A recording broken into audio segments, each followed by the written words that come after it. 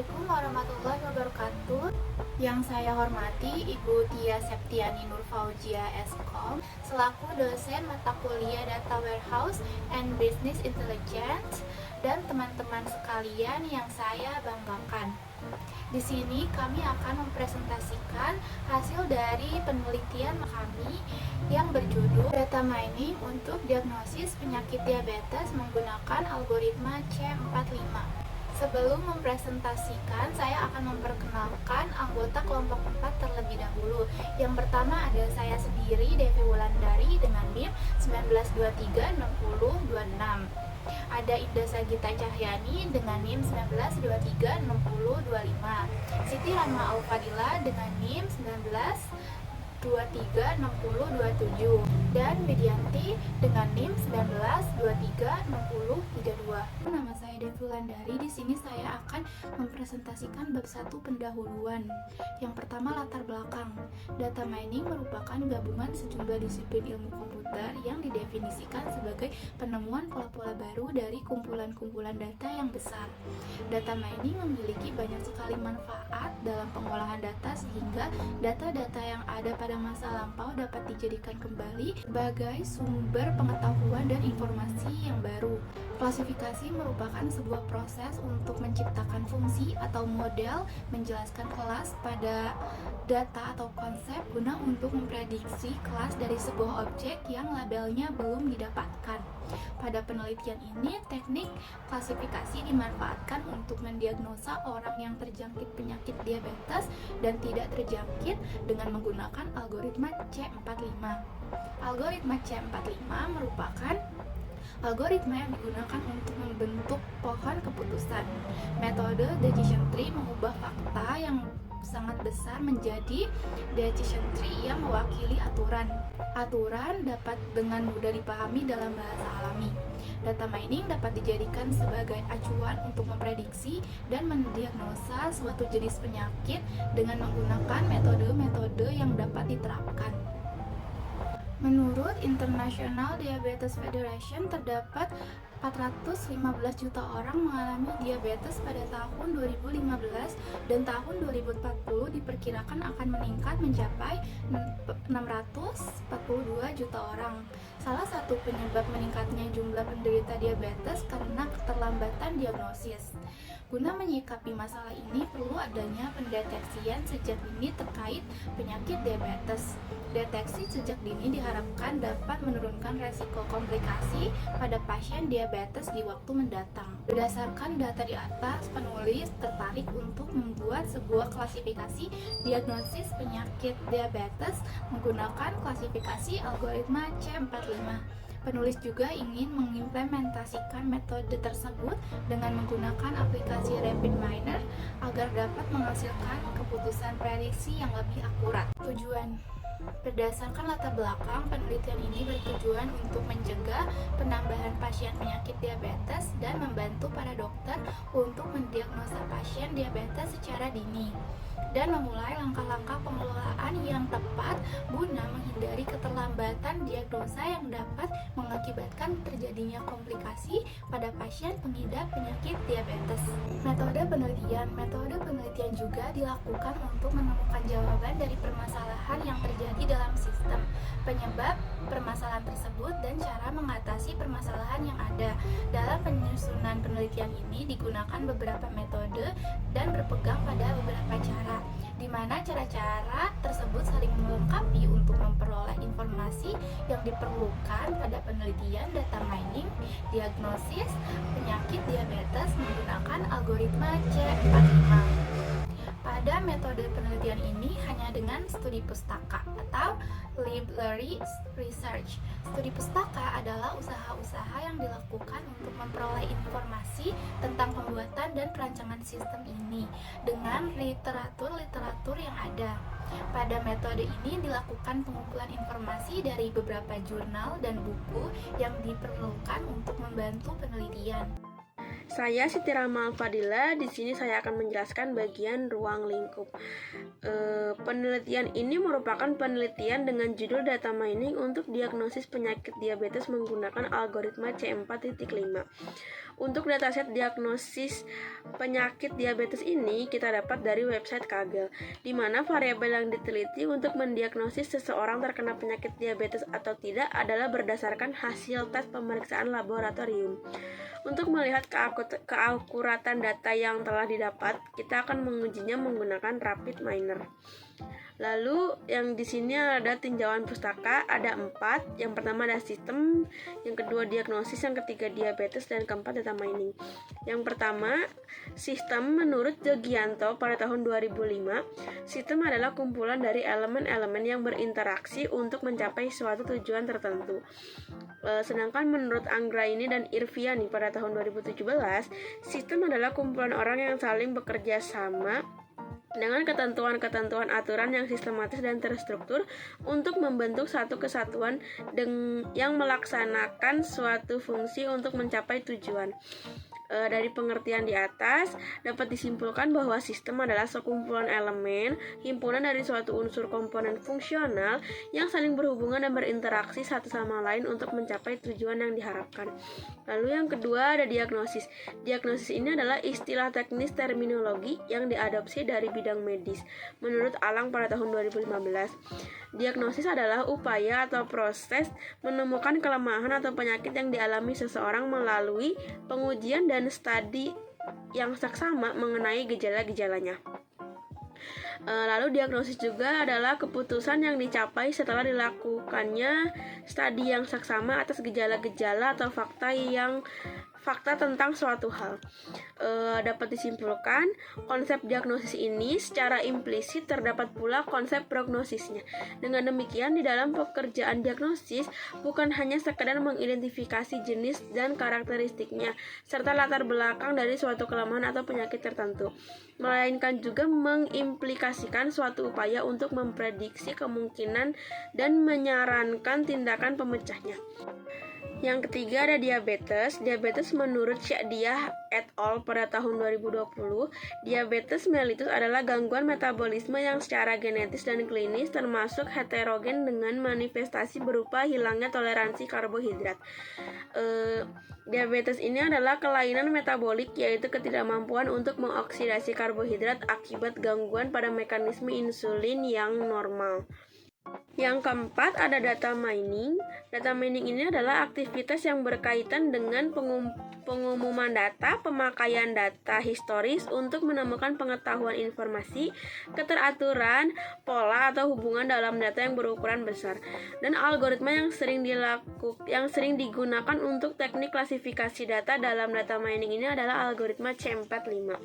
Algoritma C4.5 ini adalah algoritma yang digunakan untuk mengeksplorasi data, yaitu untuk menemukan hubungan variabel input atau atribut kriteria dengan variabel target atau decision attribute. Lalu di sini ada tinjauan objek penelitian.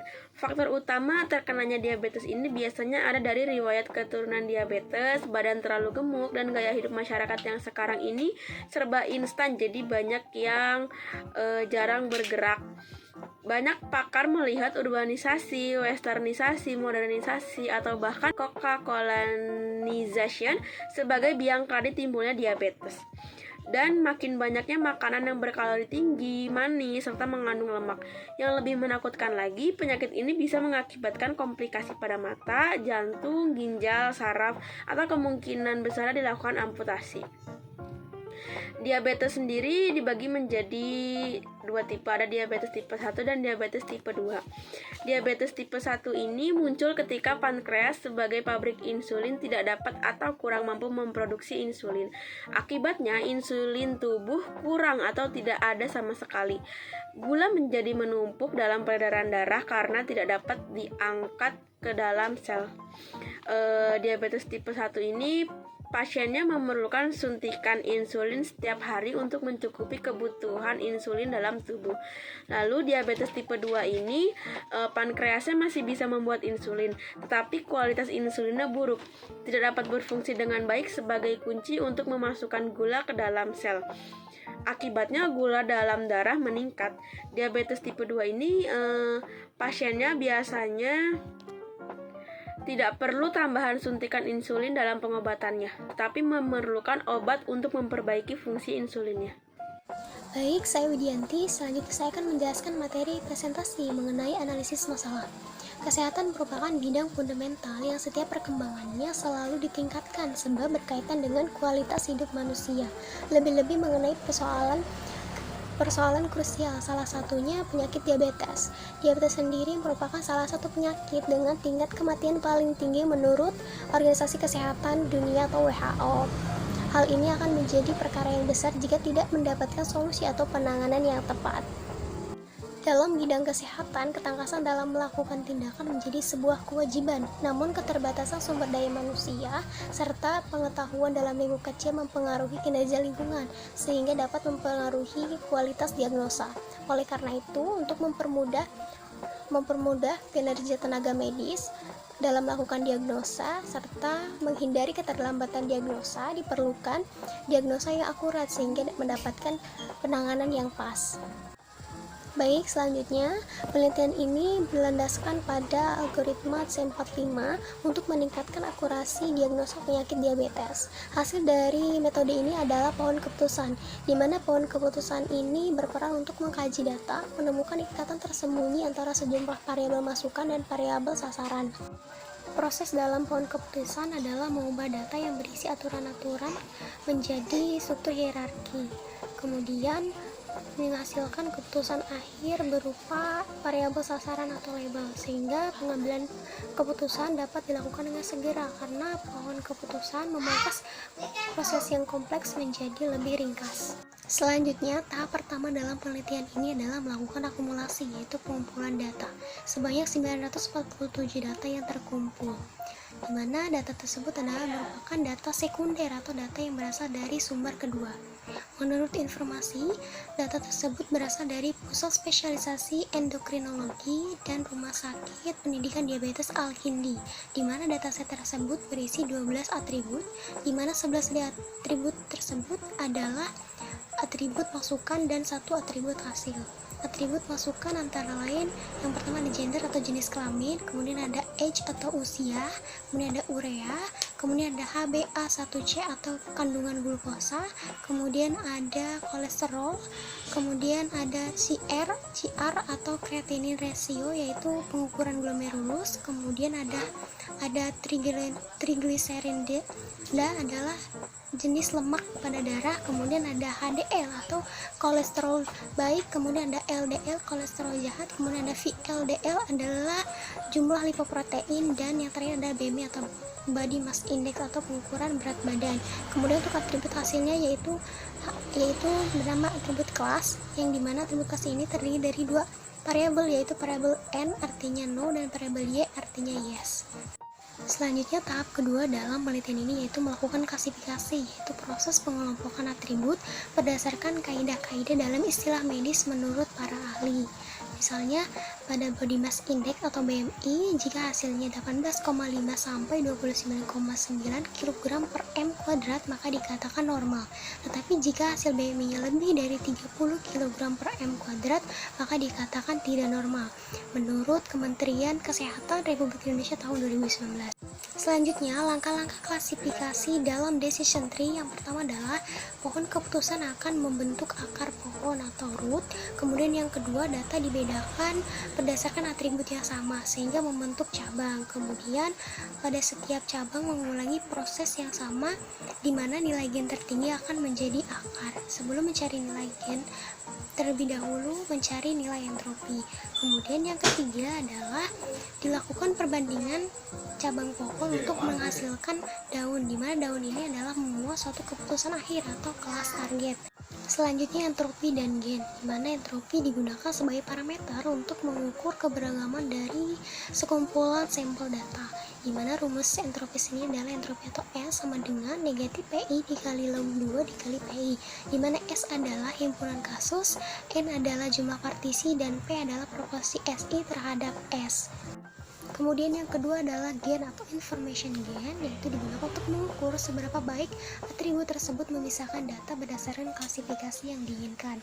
Kemudian untuk rumus dari gain sendiri adalah gain dalam kurung S, A, kemudian sama dengan entropi dikurangi jumlah partisi S ke I, kemudian dibagi jumlah keseluruhan kasus pada S, kemudian dikali entropi dari partisi ke I.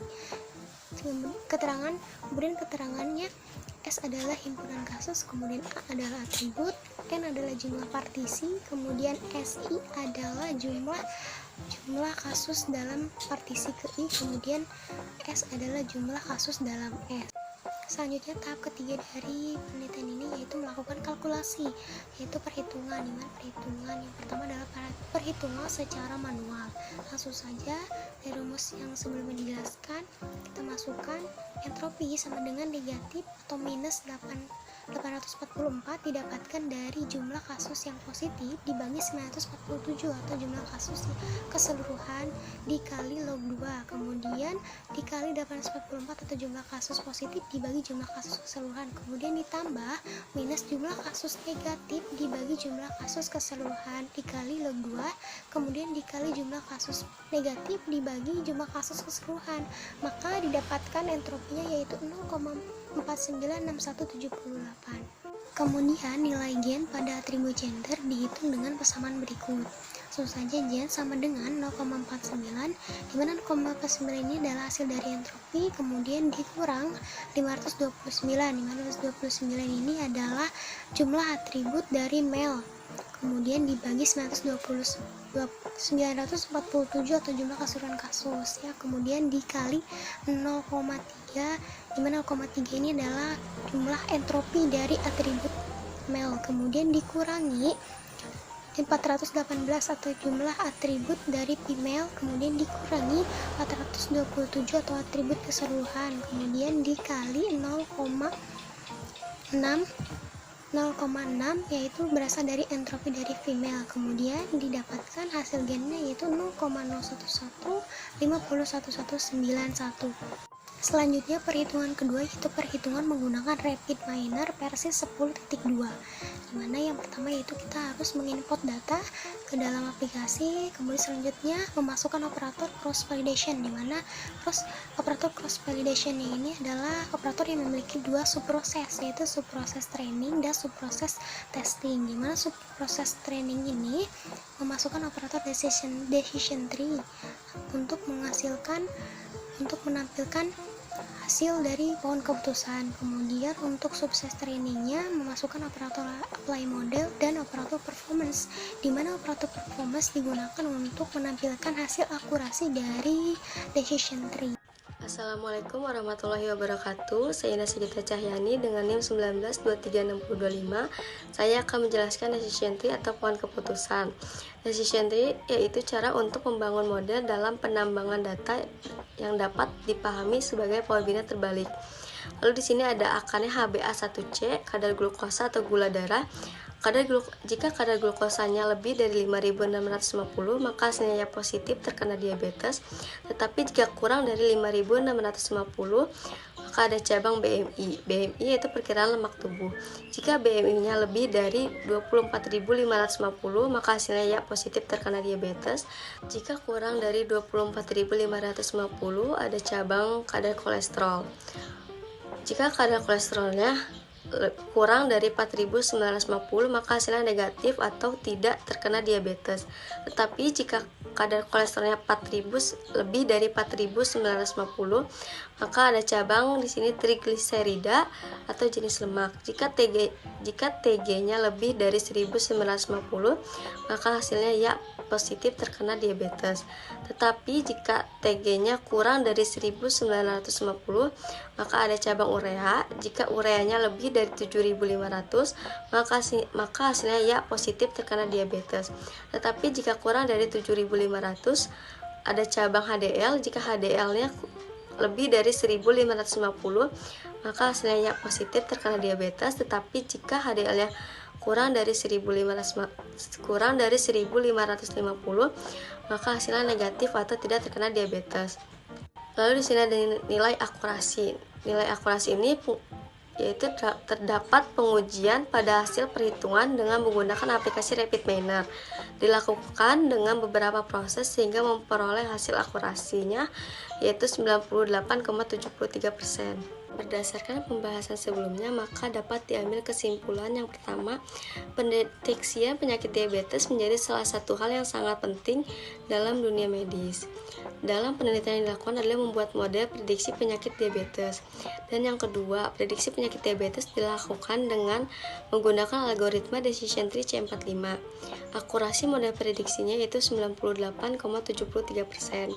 Dan yang terakhir, algoritma C45 dapat digunakan untuk memudahkan dalam pengambilan keputusan dengan memproyeksikan data-data yang ada ke dalam bentuk pohon keputusan berdasarkan nilai entropi dan gain yang dimiliki masing-masing atribut data. Lalu terdapat saran yang pertama, dapat membantu pihak yang berkepentingan dalam meningkatkan akurasi prediksi penyakit diabetes yang dilakukan oleh dokter atau tim medis lainnya. Dan yang kedua, dengan adanya dukungan sistem yang berjalan baik, pihak yang berkepentingan atau ahli medis dapat memanfaatkan hasil penelitian ini sebagai perbandingan dan acuan tambahan untuk memprediksi penyakit diabetes. Dan yang terakhir, hasil makalah ini diharapkan dapat diterapkan dalam berbasis website untuk acuan tambahan agar bisa mendiagnosis penyakit diabetes. Mungkin itu saja dari kelompok 4. Mohon maaf bila ada kesalahan. Terima kasih. Wassalamualaikum warahmatullahi wabarakatuh.